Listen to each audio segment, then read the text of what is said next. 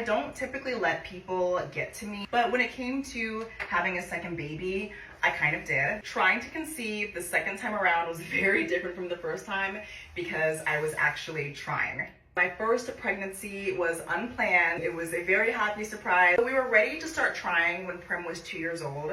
That's when I was over my postpartum depression and my postpartum rage, and I felt like I had finally taken care of myself enough to introduce another child into the family. Leading up to the time that we were actually trying to conceive, we got a lot of questions from friends and family and strangers when baby number 2 was gonna be on the way. I found myself questioning a lot myself if something was wrong with me, how come I couldn't just get it together and be ready to have a second child.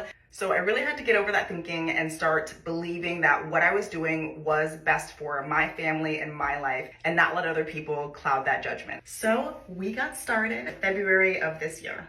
In the beginning, I think that I was really overthinking it, probably putting a little too much pressure on myself and on us, me and my husband. The first thing that I did was place my order for my conception pack from Perelel. I always have used Perelel multivitamins on a daily for the past 2.5 years or so since I had Prim. I knew that I wanted to stick with them for my journey with trying to conceive. It's time for me to take my vitamins. Then came the ovulation sticks and the calendars and the apps. I was out here timing sexy time with my husband, and I understand that this is what I guess a lot of people do when you're trying to conceive. It was just very different because, like I said, the first time around we weren't trying and Prim was a surprise. So it was just different for me, having spent my whole life trying not to get pregnant to find myself in a position where I was trying to get pregnant. The first month we were super disappointed because we came up not pregnant. I wasn't so discouraged, but I was just, I don't know. I couldn't help but being kind of disappointed with myself.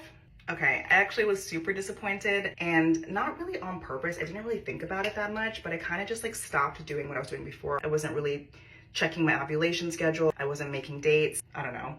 I guess letting what happened happen, but it really was a subconscious decision. I wasn't thinking that much about it. I kept taking my Perelel support packs, kept, doing what you do to make a baby. I was actually hosting a mother's event for my community group. I was thinking to myself, like, I haven't had my period for a couple of weeks, and I want to know if I can indulge in the happy hour bar that I set up for everybody. So I just took a test before I left.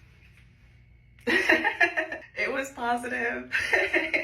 I called my husband into the room and showed him the test, and here we are.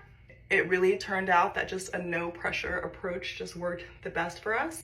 I don't know if it's luck, maybe it's just timing. That's just what worked out for our family.